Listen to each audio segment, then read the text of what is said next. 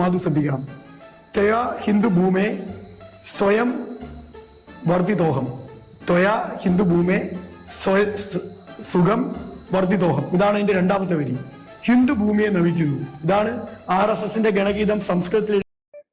അപ്പൊ ഗണഗീതത്തിൽ ഹിന്ദുഭൂമിയെ നമിക്കുന്നതാണ് ഇപ്പൊ ഇവർക്കൊക്കെ വലിയ പ്രശ്നമായിട്ട് നിൽക്കുന്നത്. ഹിന്ദുഭൂമിയെ തെറി പറയുക അല്ലെങ്കിൽ ആക്ഷേപിക്കുകയൊക്കെ ആണെങ്കിൽ ഇവർക്കൊക്കെ വളരെ സന്തോഷം. എല്ലായിടത്തും പോയിട്ട് ഗണഗീതം പാടിക്കുമെന്ന് ഇവർ പറയുമായിരുന്നു.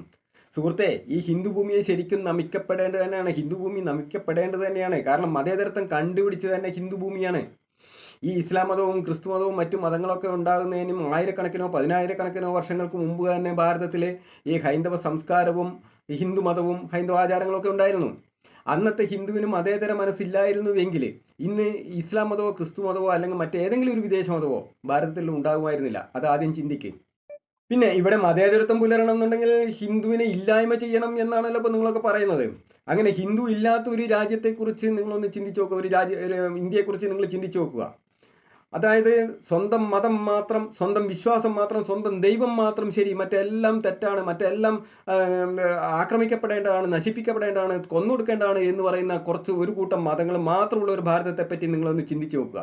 ഇന്ന് നിങ്ങൾ ഇങ്ങനെ ഈ ചാനൽ ചർച്ചയിലൊക്കെ ഇരുന്നിട്ട് ഹിന്ദുവിനെ ഇല്ലായ്മ ചെയ്യണം, ഹിന്ദുവിനെ പുച്ഛിക്കണം, അല്ലെങ്കിൽ വർഗീയത ഇല്ലായ്മ ചെയ്യണമെങ്കിൽ ഹിന്ദുവിനെ ഇല്ലായ്മ ചെയ്യണം എന്നൊക്കെ പറയുന്നുണ്ടല്ലോ.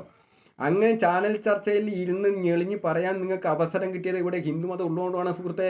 അതല്ലായിരുന്നെങ്കിൽ ഈ കൊച്ചു കൊച്ചു മതങ്ങളെല്ലാം കൂടി ചേർന്ന് വർഗീയ ലഹളകളിൽപ്പെട്ട്, ഏതെങ്കിലും ഒക്കെ വർഗീയ ലഹളകളിൽപ്പെട്ട് നിങ്ങളൊക്കെ പണ്ടേ ചത്തൊടുങ്ങി പോകുമായിരുന്നു.